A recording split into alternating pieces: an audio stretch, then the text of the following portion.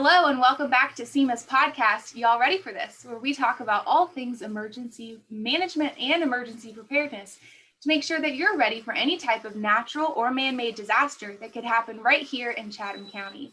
Today I'm joined by the Chatham Emergency Management Agency's training coordinator, Mr. Taylor Sanchez, and by Hollis Rish with Georgia Power. Thank you both so much for joining me today. Good afternoon. Afternoon. All right, so with Georgia Power as our guest expert, there's only a guess of what we could be talking about today. We're going to be talking about power outages and utility outages and learning more about what Georgia Power does during an emergency event, such as severe weather, tornadoes, like what we've been talking about the last several podcasts in this Severe Weather Awareness Month. So I'm going to have Taylor go ahead and kick us off with our first question. So for those of you who don't know, my first question is, can you just tell us a little bit what specifically you do with Georgia Power? Yeah, absolutely. So again, my name's Hollis Rish. I'm the operations manager for Georgia Power Company here in Savannah. So my team and I, we have responsibility for the construction, maintenance, and operation of our distribution lines and facilities. So that's all the poles and wires and transformers that you guys see on the roads to your houses and that sort of thing. But ultimately the reason why we're here today is, we're responsible for keeping your lights on. So when outage calls come in, it's my team and our team that's responding to that and ultimately trying to restore your service. So. Awesome. So it sounds like you have a really big responsibility, maybe not even with a very large team, but to keep all of the power on in the Chatham County area. That's a heck of a responsibility, Hollis. That's right. So we serve all of, out of our headquarters, our area of responsibility. We serve Savannah, we serve Tybee Island, Richmond Hill, Pooler. So really the greater Savannah area there. Wow, that very cool. Very excited about having you on the show today. All right, so as I kind of alluded to earlier, February is Severe Weather Awareness Month, and we are learning about all the types of things that happen when it comes to severe weather. So I'm interested in knowing, Hollis, what does Georgia Power do in preparation for severe weather that could be coming into our area? That could be severe thunderstorms, God forbid a tornado. What would you guys be doing to prepare for that? Yeah, absolutely. So it's a never-ending job for us. We're all the time preparing, looking at our response plans, critiquing our responses after we have events, just trying to figure out ways that we can get better at what we do, right? So ultimately our job is customer service, and that means keeping the lights on for you guys and offering reliable service. And so we put a lot of effort into that, and that's really a year-round job. So we're a 24/7 company, and so we're constantly watching the weather. We're watching what's going on, not just locally but statewide and really just across the Southeast. So in most weather situations, we know when it's coming because we're watching it, we're paying attention. So we're making staffing decisions. We're pre-planning. Obviously, if there's a threat of severe weather, we're going through a prep checklist to make sure that we've got all the things that we need to be able to respond to any size and magnitude outage event that may occur in the area. Oh, nice. Okay. So kind of taking that question a little step further, let's say we do have a severe storm that impacts Chatham County here. And your teams respond specifically, like out in the field. Like, what are they doing on the tactical level, or out in the field? Like, what are your teams actually doing to help restore power?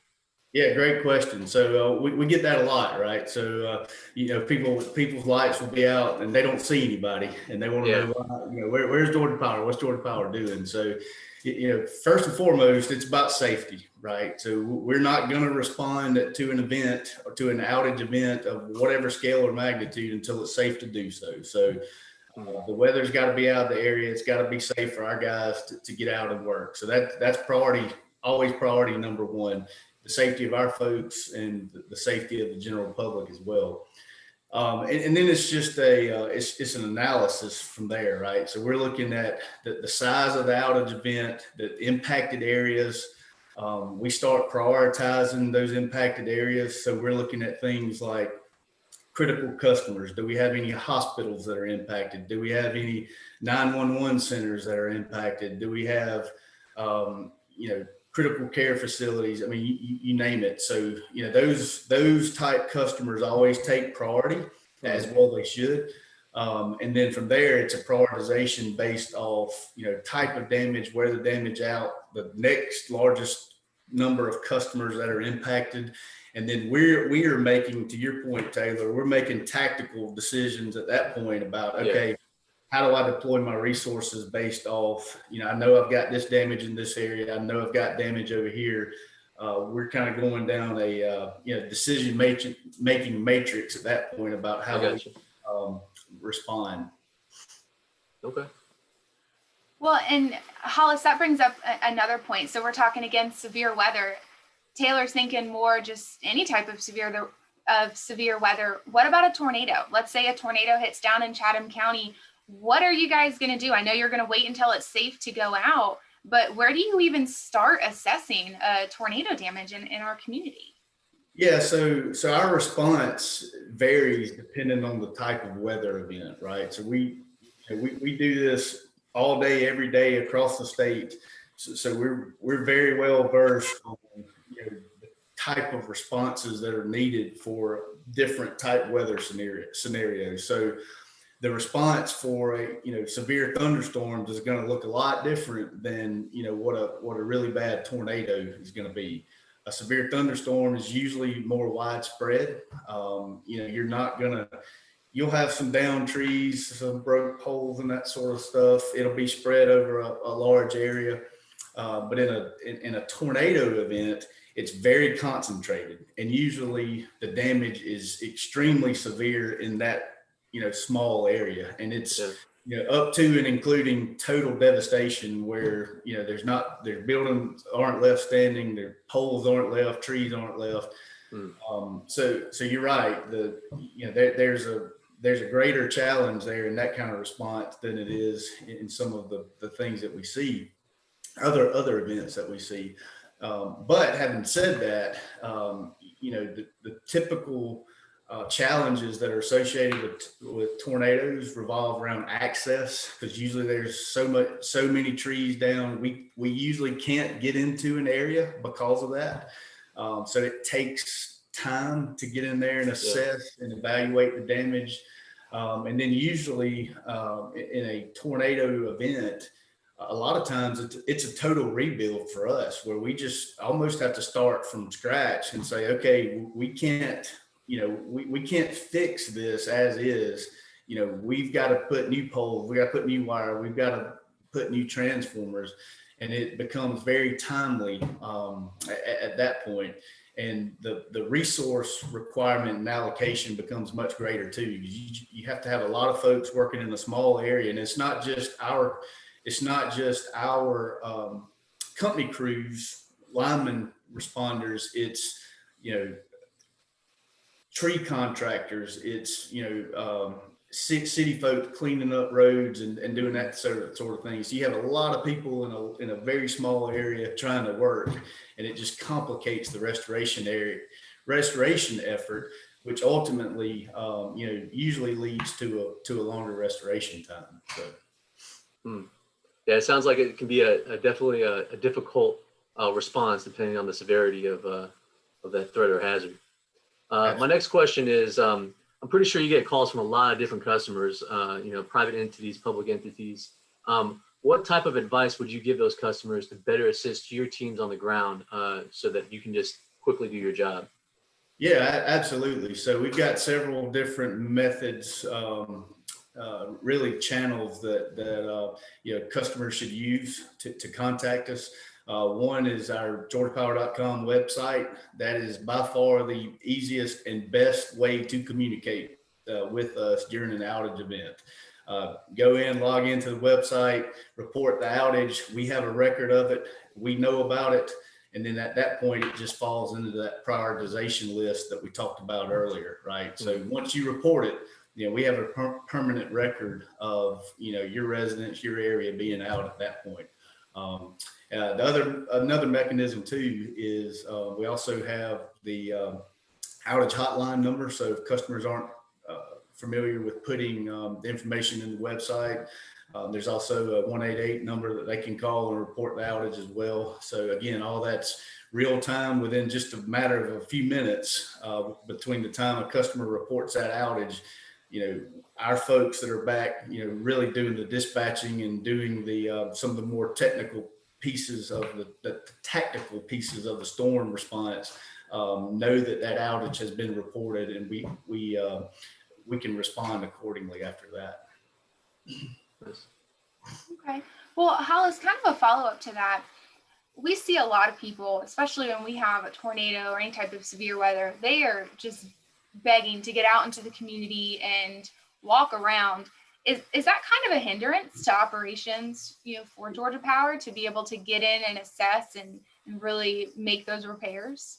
Yeah, it absolutely can be, especially in the hurricane type events like Matthew, some of the really big ones, tornadoes and whatnot. It very much can impact our ability to respond when we're having to compete with the general public for access to areas and access to lines and that sort of thing. So our message is always heed your local authorities, follow their directives, follow their orders, because it very much impacts our ability to be able to respond. Yeah, I can. Go ahead, Taylor.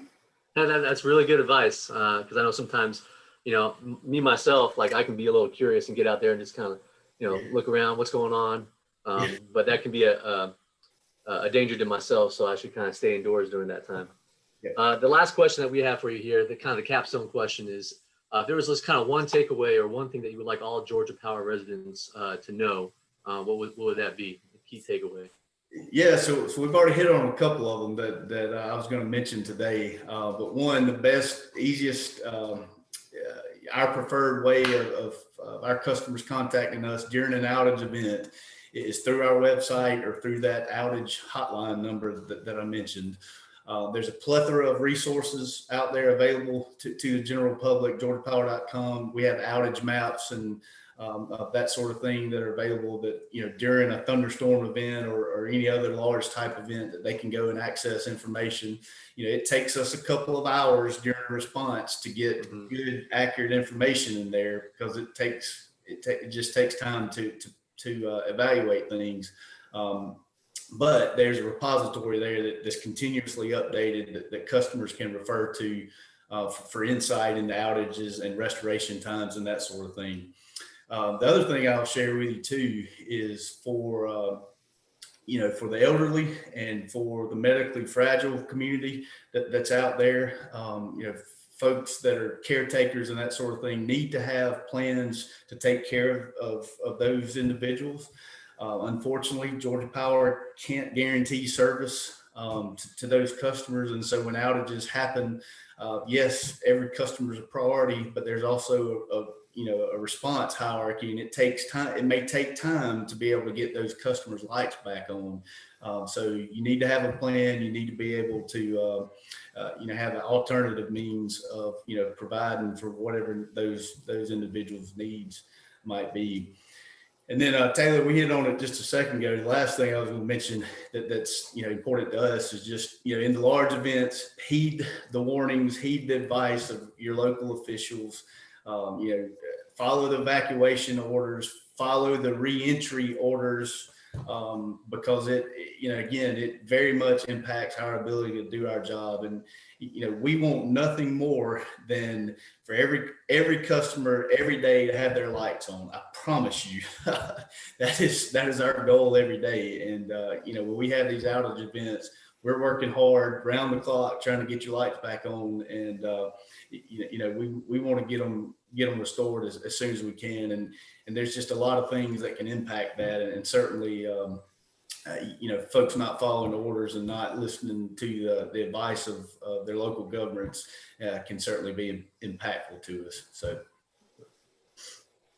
Wow, that is a beautiful way to end this podcast and kind of just talk about these critical customers, making sure that people have a plan, make sure they understand what they need to do in case of a power outage, because they're inevitable. I mean, we live in a world where we are very reliant on power, but more than likely, several times throughout the year, we're going to experience some type of power outage. So make sure that you have a plan, make sure you know how to communicate that plan to your family members, and know how to stay in contact with, Georgia Power, let them know that power is out, but also your friends and family to make sure that they know you're okay. So Absolutely. fantastic.